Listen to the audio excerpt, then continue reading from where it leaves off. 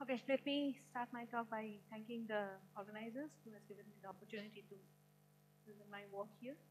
And today the topic of my talk is cosmic inflation and the measurement problem. And this talk is based on these two papers which has been published in PRD and with collaboration with Kinjal, Shreya, PP who are present here, and there is another collaborator, Satyabrata, who is not here right now. But anyway, let me start my talk by stressing the point that if you look at the quantum measurement problem, which has remained the underlying theme of this whole conference, that if you look at this quantum measurement problem in a cosmological scenario, that means if there is a cosmological scenario where there is a quantum system and which becomes classical in a time scale, then this measurement problem becomes more grave if you go to a cosmological scenario than it is in the laboratory system. So if you just look at this picture, then I mean, after just reading a textbook level quantum mechanics, you can ask a very simple question: that does quantum theory describe an objective reality independent of the observer? So that's a very simple question, because when we read textbook level quantum mechanics, we read that when a quantum system remains in a superposition state before somebody tries to observe it, and when the quantum system interacts with the apparatus through which a person is trying to observe the quantum system, then the wave function suddenly collapses and you get a single outcome from the initial superposition state. And if you say, if the answer of this question is no, then your life is simple. You actually follow what is known as Copenhagen interpretation. And I mean, I'm not saying that it is wrong, because quantum mechanics, all these predictions have been tested through observations throughout a very long period. It has stand the test of time very well, so no one questions quantum mechanics. But then if you say that this is no, then you actually follow your Copenhagen interpretation. But if you say that your question is yes, then you have actually complicated your life, and then there are several answers, such as Bohmian mechanics, there are many world interpretations with equivalence, there are collapse models. But my problem, I would like to state that even here, when you are talking about an observer, and if you go to a cosmological system which is quantum, then you can ask who is the observer. But what is the experiment which is somebody is doing so that the wave function collapses? So certainly the Copenhagen interpretation has a problem when you go to a cosmological scenario. So there's no observer, there's no apparatus, nobody is making an observation there. So Copenhagen interpretation clearly does not work if you go to a cosmological scenario. So you have to go and look for other solutions. And so let me try to convince that there is at least one cosmological scenario where this quantum to classical transition takes place.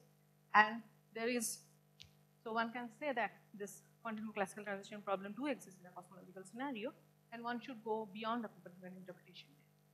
So what is this cosmological scenario? This is the inflationary scenario which Professor Jerome Martin was talking the other day, and he has given a very nice overview of inflationary theory. So let me just summarize what Jerome has talked in his talk. So inflationary paradigm was introduced 30 years back. It was introduced only because there were several problems with the standard Big Bang model, though standard Big Bang model was quite satisfying in explaining all the observables of the cosmology. But this, to solve all this Big Bang pathology, the inflationary paradigm was introduced in the 1980s. But as a byproduct, the inflationary perturbation also generates primordial perturbations, which can seed fluctuations in an otherwise very homogeneous and isotropic FRW universe. And these seeds of inhomogeneities later on grow and give you large scale structures and fluctuations in the CMB temperature which we observe. And not only that, this inflationary paradigm also predicts some of the observables which can be tested through observation. One of them is that these perturbations can be of scalar type, and if you just calculate the 2-point correlation function of a scalar perturbation, and you try to see how much it depends on the scale, then it will give you that the scale dependence of the scalar spectrum is just nearly close to 1, and observation has confirmed that this scale dependence is actually close to 1. Okay? It also says that the initial perturbations are Gaussian in nature, and observation says that it has measured the non-Gaussianities. I mean, the departure from the Gaussianity turns out to be pretty small.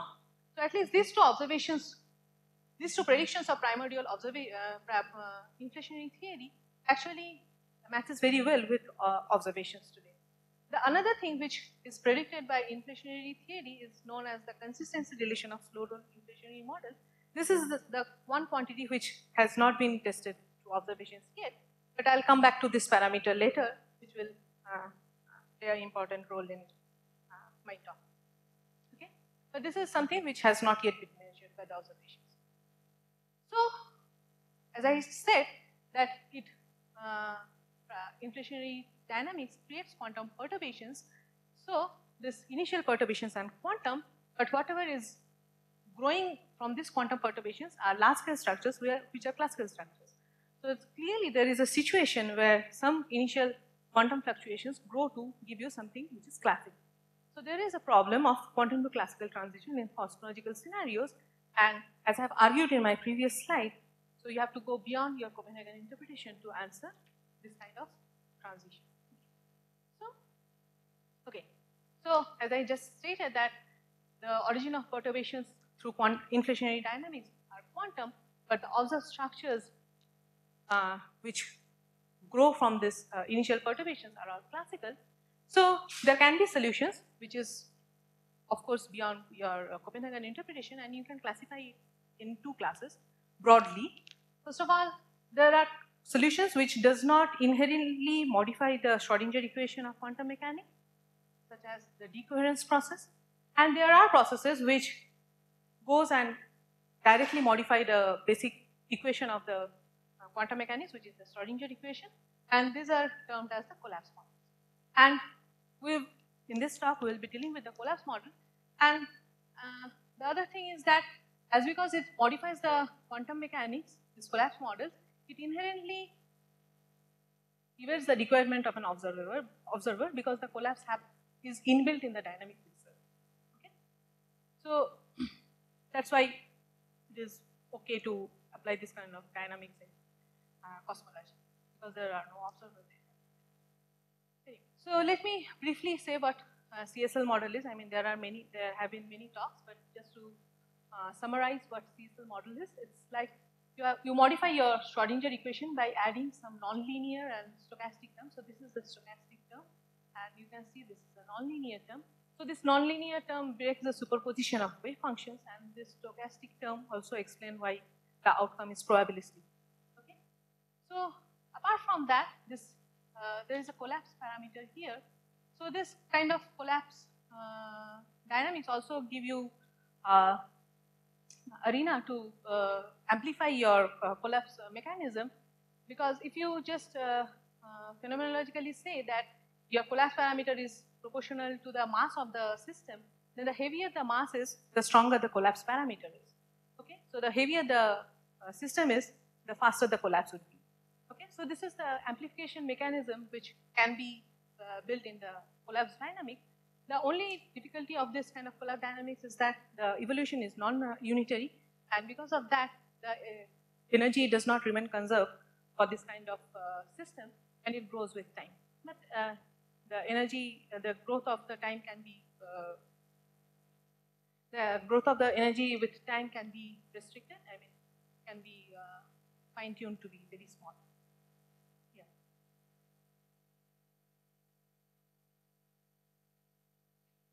It does not. It always remains quantum, right? Photons are quantum. It does not collapse.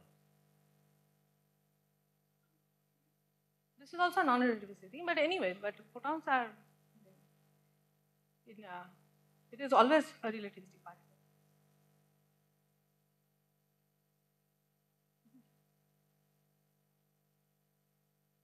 It is always a quantum. So, anyway, so the aim is to apply this kind of collapse dynamics to primordial quantum perturbations. And so just let me give you an overview what kind of perturbations we can generate during inflation. So all the dynamics of our universe is governed by the Einstein equation. From on the left hand side it is geometry, on the right hand side it is the matter. And during inflation, this right hand side of the Einstein equation is governed by a quantum scalar field which is known as the inflaton field. As because this inflaton field is quantum field, it has a background classical value and has quantum fluctuations around it. Okay. And these perturbations in T mu, as because this T mu has perturbations, it can induce perturbation in the right hand side, that is on the geometry side. But you can see the geometry side is, geometric structure is defined by the metric, which is a tensor quantity. And once you perturb the tensor quantity, you can generate all sorts of perturbations, scalar, vector, and tensor type of perturbations. So on right hand side, you just have the scalar perturbation, but on the right hand side, you have all sorts of perturbations. So let us first look at the scalar perturbations. So when we, as Professor Martin was saying the other day, that there is only one degrees of freedom for scalar perturbations, which is the Mukhanov-Sasaki variable. So it combines the perturbations in the inflaton field along with the perturbations, scalar perturbations in the metric field, and you can combine these two and make 1 degree of freedom, and you can study your scalar perturbations in terms of this Mukhanov-Sasaki variable. And as because we want to apply the collapse model, so we want to modify the Schrodinger equation. So we would like to study these perturbations in the Schrodinger picture. So you have to actually write a functional Schrodinger equation of this scalar variables, and you can see this Hamiltonian of this Mukhanov-Sasaki variable turns out to be like a simple harmonic oscillator, but it actually depends on the scale factor, which depends on time, because the background is expanding. So this has a time dependent frequency, and the solution is actually looks like a Gaussian, which is good enough, the ground state. But you can look at this parameter omega, which is inversely proportional to the variance of the Gaussian. This will play an important role.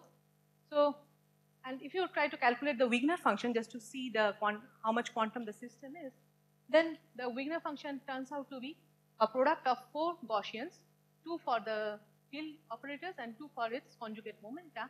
But you can see that this real omega k is inversely proportional to the variance of these Gaussians, but directly proportional to the variance of the momentum Gaussians. Okay. So on super horizon scales, if you just consider the simple inflationary model, then it goes to 0.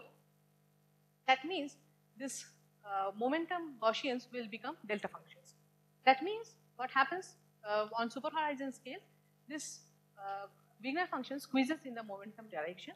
That means the inflationary dynamics inherently chooses one value of the potential, but it has an infinite spread in the field direction, so it cannot say anything about what the field value is. But the collapse actually should have happened in the field direction, because that is what we are measuring. So what one can expect from a collapse model is to squeeze this Wigner function in the opposition direction.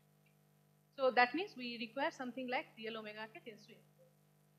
So as because there is no time, so first of all, one can modify the inflationary dynamics with a constant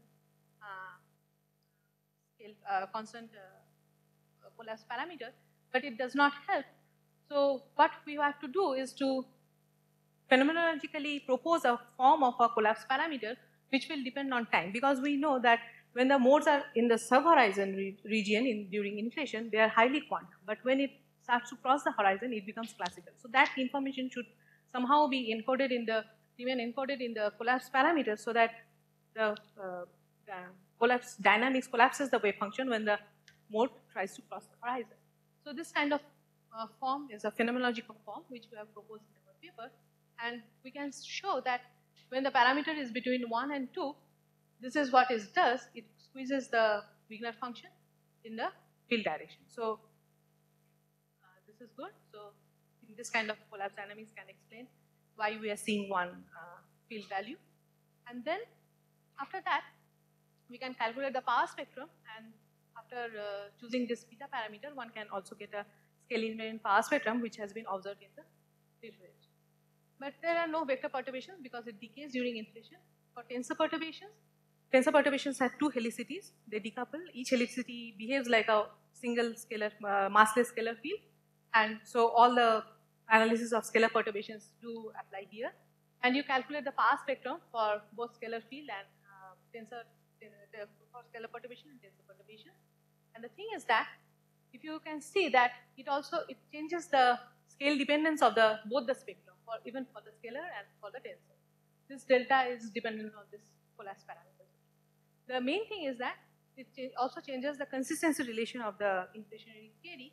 By initially it was minus 8 NT, but now it has added with some collapse parameter. So if this parameter is observationally tested in future, then one can actually quantify whether collapse has taken place in the universe or not. So collapse dynamics actually leaves some imprint in the observables, so one can distinguish it from the standard scenario. So, thank